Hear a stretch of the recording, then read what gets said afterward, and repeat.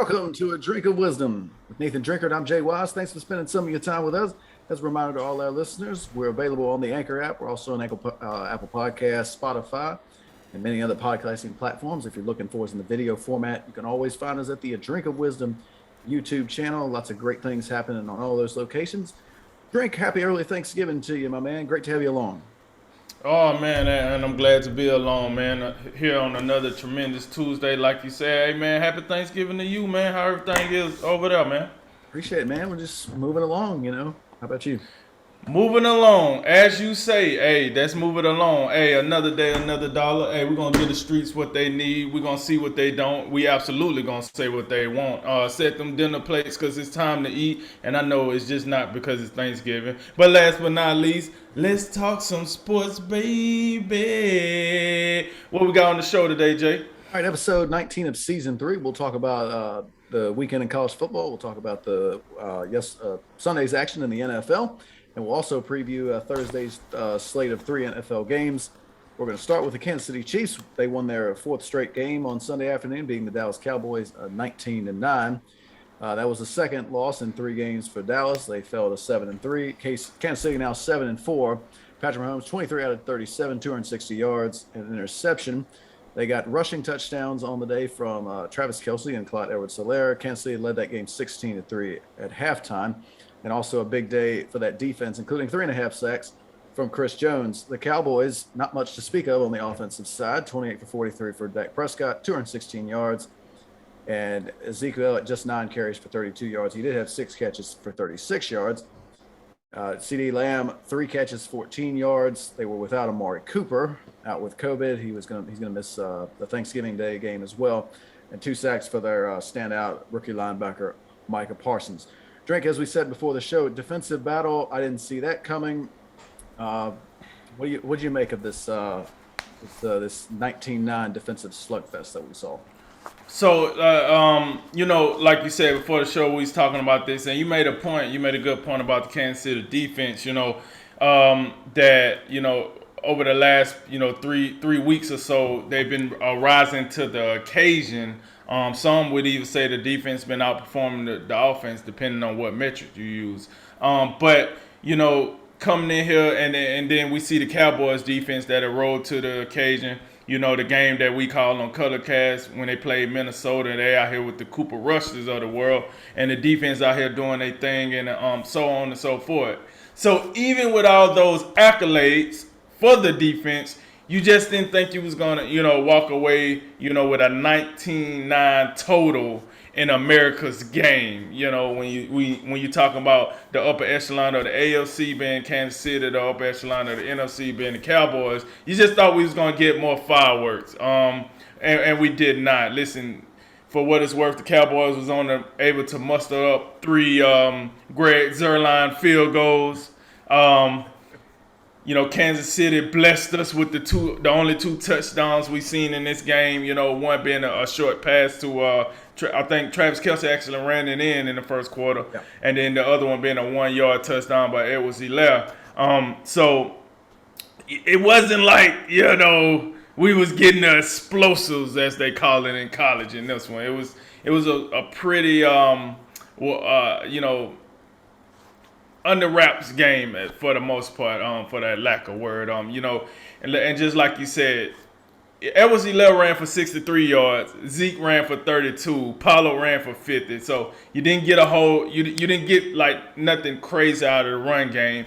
And then in the passing game, Patrick Mahomes throwing for 260, no touchdowns and an interception. And he threw it 37 times.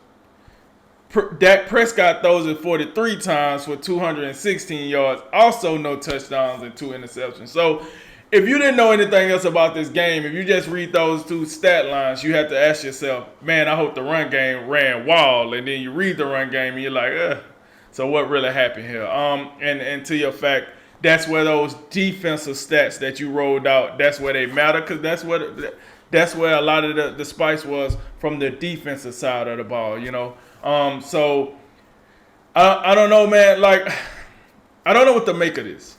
Is it that Kansas City is starting to changed their philosophy a little bit and starting to show us that they're a little more than just Patrick Mahomes in the offense? Or is it Dallas just being very, very inconsistent? Because I just thought, and before I say Dallas was being very, very inconsistent, I will say this, and I gotta give him this. CD Lamb ended up leaving that game with what we end up finding out was he went into concussion protocol. I think that really hurt him because that young fella is seeming to be the number one guy right now, and that he went down, and I don't know if that just threw off the balance of Dallas, or if the Chiefs they were just smart enough and well coached enough to know, hey, no CD Lamb, we can apply some pressure on these guys and give them the crack a little bit, and it kind of seemed that way because I'm just not enamored with the Cowboys offense from that point on. And then on the other side, you say, well, hell, if Patrick Mahomes' numbers looks like that, give me some Travis Kelce, give me some Tyreek Hill. And listen, all in all, Tyreek Hill, 9 catches for 77 yards, not terrible. He had 1 carry for 33. Travis Kelce, 5 receptions for 74 yards, and then the 1 carry for 4 yards that ended up being a touchdown, 1 of 2 touchdowns they scored. So it's not. I mean, honestly, I don't know if you got any of these fantasy guys on your team, but if you had a fantasy guy in this game outside of Travis Kelce, you probably was one mad customer. I mean, Edwards Hilaire, but I don't know how many people out here starting Edwards Hilaire lately. It's been a while. So with that said, you probably left here a mad customer. So Jay, I mean, that's all I really got for this game. I didn't, like I said, I wasn't blown away by what I seen in the production of this game from either team. So let me know what I missed. Yeah, it's surprising result. Just not the fact that I don't think it's all that surprising that Kansas City won the game, but I mean this is kind of a recent trend with them over the past 4 weeks. This defense has been really good. 20-17 over the Giants, 13-7 win over Green Bay. That was without Aaron Rodgers. And last week they really got on track. They beat the Raiders 41-14, and then 19-9 against Dallas.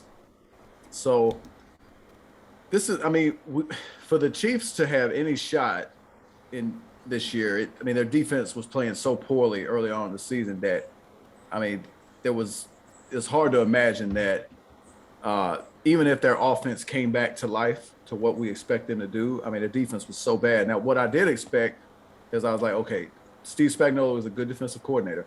I think he'll get them going eventually. I didn't know if I quite expected it to get this hot this fast, because the last 4 weeks they've been great. Right.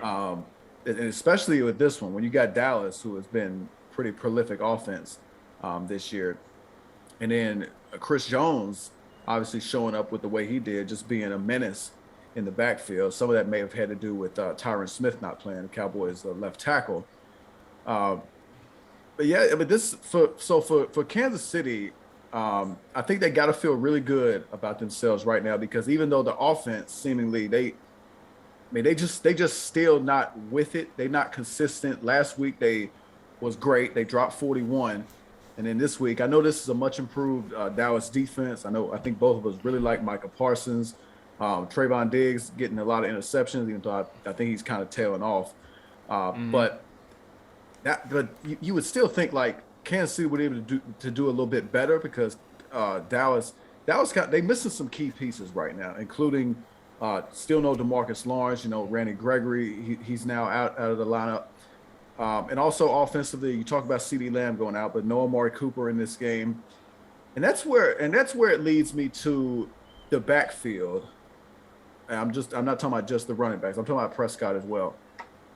Drink, when Amari Cooper came over in that trade, it seemingly flipped the switch for Dak Prescott.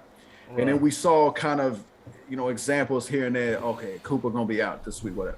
It seemed like as Amari Cooper, like when Amari Cooper was in the lineup, we got a better performance, more consistency from Dak. Now we're in a situation where the Cowboys also, they give him CD Lamb. And now you don't have Cooper, you don't have CD Lamb at some point in this game. And I'm just to the point now, and I know Dallas is 7-3, and they've been we talked about that 5 team Pentagon, so to speak, that's been kind of the upper echelon in NFC. And I'm just thinking about it. When you got Matt Stafford, when you got Kyler Murray, when you got Aaron Rodgers, and you got Tom Brady, yeah, I mean, you got to think about it, especially guys like Brady and Rodgers. Those two guys, if they lose a guy, they're gonna be able to keep going, especially Aaron Rodgers. I mean, Right. his second guy is Valdez Scantling. So I mean, if Devontae Adams go out, then he might have a problem. But generally speaking, Tom Brady, like he hasn't had Antonio Brown for like 4 straight weeks. He was out with the rib injuries. Now they got a lot more weapons. But the point is, the franchise guys, the franchise quarterbacks are able to step up and compensate when other guys go down. That's why these guys get paid all this money. So my concern for Dallas right now, and this is a second. Not only is this a second loss in 3 weeks. Don't forget, 3 weeks ago they got ramrodded by Denver. Denver had them 30-0, and that Denver defense was already had a bunch of guys hurt. So I'm just I just don't. I think Dallas is slipping right now. I think there's cause for concern. I think the game on Thanksgiving is probably one they have to win because the Raiders they're sliding as well, and I think you won't feel good about yourself, and Jerry Jones won't be happy if they lose that game. And the other part of it is drink. I know this is a common theme when we talk about these guys. Is Zeke Elliott's not getting enough carry, and I like Tony Pollard. I really do. I think he brings a different element to this offense. But Zeke over the past 3 weeks has 31 carries. I mean, that's just not enough. I know in this game they were down, but the game was, I mean, you within 2 scores, so that's not. It just doesn't make sense that Prescott throws the ball 43 times, and Zeke can only get 9 carries. And they gave him the ball in a receiving game a little bit, but I still think this team is predicated with it. All should start with Zeke and the running game. And if you want to throw Pollard in there and have it, be a 2-back set, I'm fine with that. But Zeke's got to get the ball 20, 25 times per game to maintain some balance. And especially when you consider the fact when CeeDee Lamb goes out the game, you don't have Amari Cooper.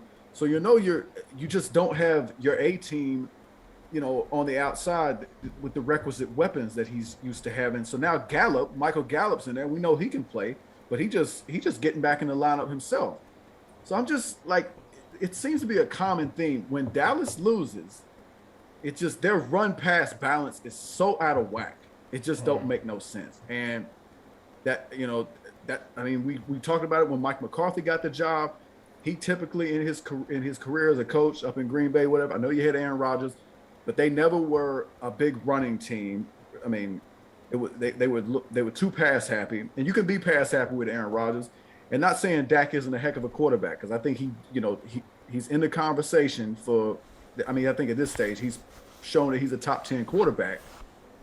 But now, I mean, it gets a little bit muddied when now like you remove one guy from the lineup and just everything goes haywire. And they're missing more than one guy right now. But that's my concern with Dallas. The Chiefs, I think they still got reason to be concerned because their offense just isn't right at this moment. But their defense, this defense is playing great. If Kansas City's offense comes back and just the way the AFC looks right now, there's just no elite team out there. I mean, Kansas City's going to be fine. And with as hot as they are right now, if this offense starts moving and this defense plays half as well as they're playing right now, Kansas City's going to be fine. And with the way the AFC is, they could find themselves right in the 1 seed.